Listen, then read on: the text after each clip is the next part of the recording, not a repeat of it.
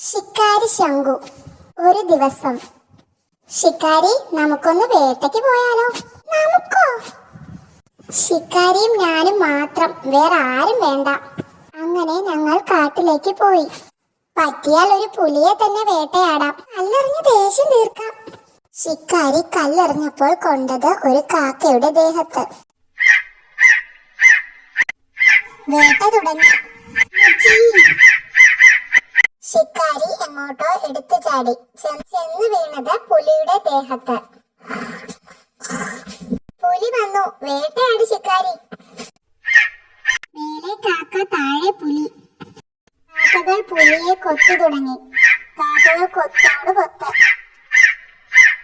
കൊത്തുകൊണ്ട് അവശനായി പുലി വീണു. മണ്ടന്മാർ വന്നു. പുലിയെ ശിക്കാരി വീഴ്ത്തി. പുലിയെ ഒറ്റയ്ക്ക് വീഴ്ത്തിയ ശിക്കാരിക്ക്